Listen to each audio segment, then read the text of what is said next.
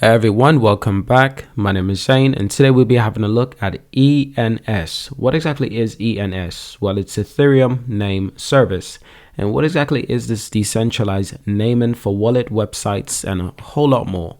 Allow me to declare that this video is not financial advice. This video is strictly for entertainment purposes and for educational purposes.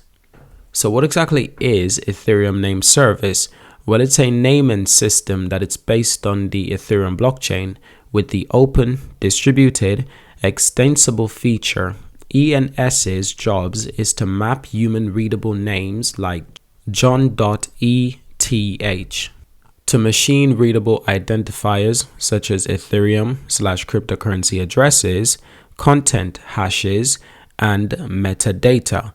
Now, Ethereum Name Service also supports reverse solution, making it possible to associate metadata such as canonical names and interfaces descriptions with Ethereum addresses. So the ENS's goals are similar to the Internet Domain Name Services, the DNS, but has significant different architecture to the capabilities and constraints that are powered by the Ethereum blockchain. Like DNS, ENS operates on a system of dot-separated hierarchical names called domains. The domain owner will have full control over the subdomains and the ability to configure it for themselves or others. For instance, if John owns John.eth, he can create pay.john.eth and configure it as he wishes.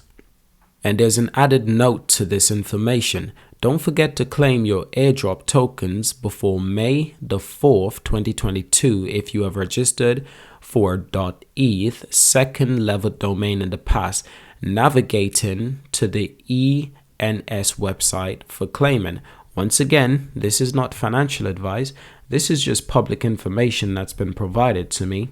And you can see that information for yourself if you're looking on screen right now as we speak. So how does the Ethereum Name Service actually works? So top level domains like ETH or .eth and .test are owned by smart contracts called registrars. Registrars is simply a smart contract that owns a domain and issues subdomains of that domain to users. Anyone may obtain ownership of a domain for their own use by simply following rules imposed by these register contracts. So how about the use of traditional domains? The native name suffix ENS is .eth, which has the full security benefits of being blockchain native. You can also use ENS with DNS names you already own. ENS supports most DNS names included .com, .app, .org, .io, .art, .xyz, and so forth.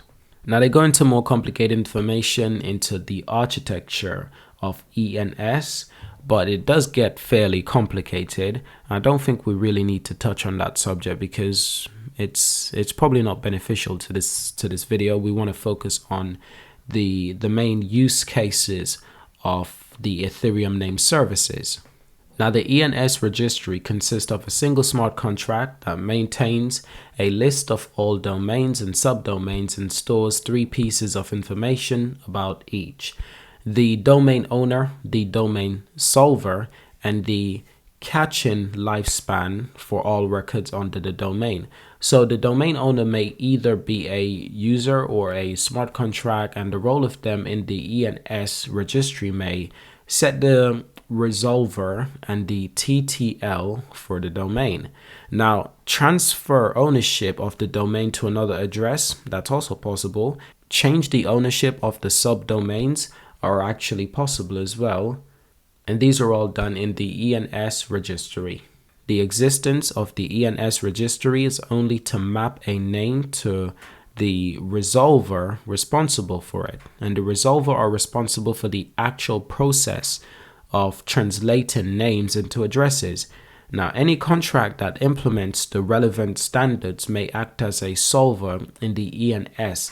General purpose resolver implementations are offered for users who require a straightforward such as a serve-in and infrequently change address for a name. This is an example process when resolving a name in the ENS. They go through this architectural idea of what that could be entail. Now the token itself, the ticker name symbol is ENS, as we've been speaking of, and the current price per token is obviously £73. The current price per token is actually $73 per token.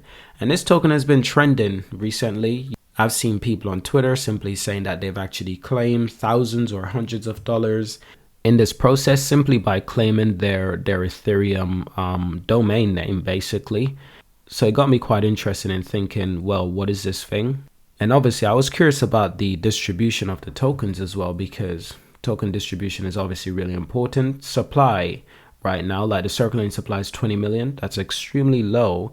And that's one of the main reasons why the price is so high at $72.98 right now. The max supply and total supply are the exact same amount, currently sitting at 100 million. Now, as for distributed supply, community treasury gets 50% and airdrops, they get 25%. Airdrops are crucial due to how the constraints of this protocol actually works, due to how the service actually works.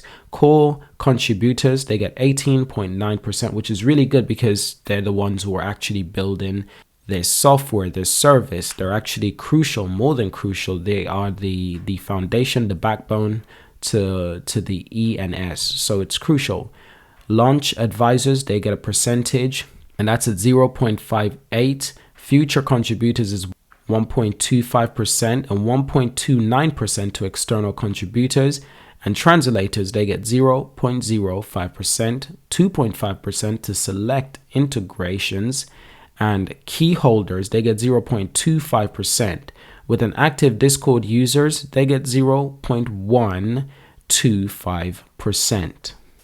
That's quite interesting because I actually found this information on their Twitter account. It was actually in a thread, and it actually did a really good job of explaining the distribution of these tokens. So I really like that. Now, there are some finer details to go through. If you are interested in this, once again, it's not financial advice, but if you are interested in this and claiming, well, there is some more information for you to go through. You'll have to do that research yourself, because obviously I can't provide financial advice in any forms, anyway. But there are plenty of helpful articles and helpful resources that you can find, especially on their Twitter account, on how to go forward with the ENS tokens. Ethereum name service is going DAO. DAO is basically a decentralized autonomous organization, which is basically a decentralized network of programmers, developers who will build out this software, this feature, these services. And additionally, Coinbase wants to help govern this. Holders of ENS domains can claim governance token worth thousands of dollars at any time between November and May 2022. It's an open public utility that belongs to the community, and that's good. That's good to understand straight away. Obviously, like I said, DAOs, Decentralized Autonomous Organization, starting with the widespread distribution of its ENS governance token. The vision started coming out of the focus that the project processes of empowering a decentralized autonomous organization, which is key. It's good. It's what a lot of cryptocurrencies are actually built on. So unlike many crypto/Web3 projects, ENS has received no venture capital funding. 25% of new tokens are earmarked for their users. Anyone who register an .eth domain prior to October the 31st qualifies to claim a variable number of ENS tokens. The precise figure depends on when and how many years the domain was registered.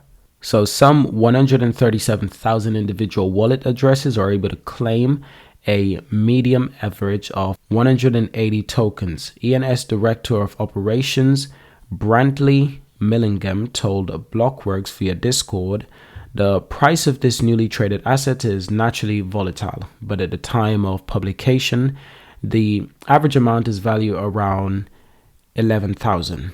That was at the time. So the point of a DAO governance token is to enable a community of people to own a underlying project that themselves use. The first order of business for the ENS DAO is to vote on a constituent. This simply set of 5 articles, which were drafted by ENS founders and lead developers Nick Johnson, outlined the basic principle that the founders hope the community will hew to. A supermajority vote of the token holders over the coming days is required for passes.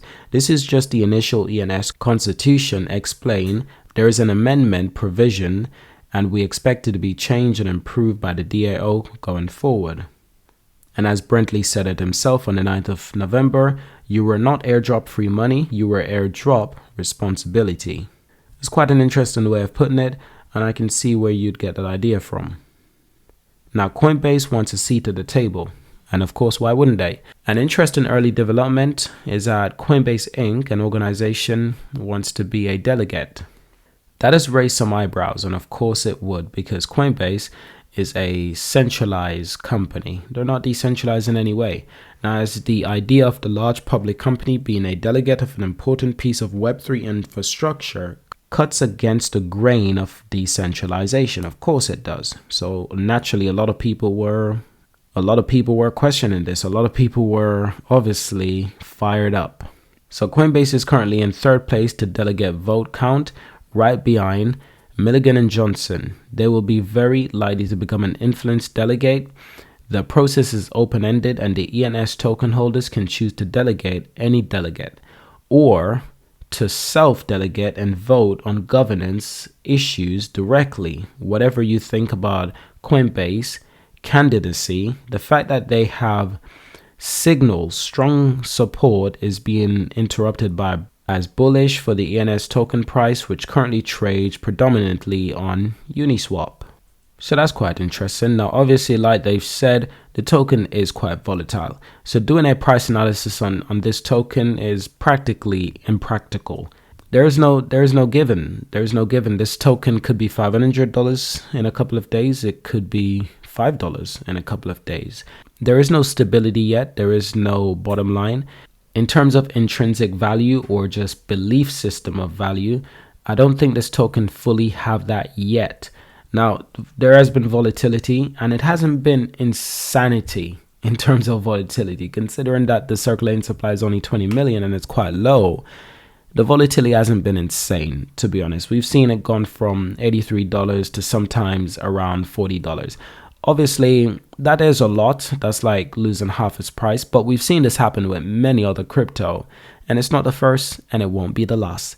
But at the same time, making a price prediction on this crypto is a little bit contradicting on itself, because we have no realistic history to go off. People are still claiming their airdrop and selling token and buying token. We don't really fully understand this token yet, so to do a price analysis is really difficult. Now, you could try, and there's nothing wrong with that, of course, but I can see it having a lot of difficulties. What I can definitely say is that it's definitely a token that can 10x and 20x, even 50x in the future, even 100x, because this token will be used in so many valuable ways. Honestly, this token will be extremely valuable. It's definitely big potential for this token in the future, near future and long term as well. And let me know if I missed out anything in this video. You can join our Discord, a link is in the description below, and you can subscribe to my secondary channel. It's in the description below as well. Thank you for watching, and obviously I will see you in my next video.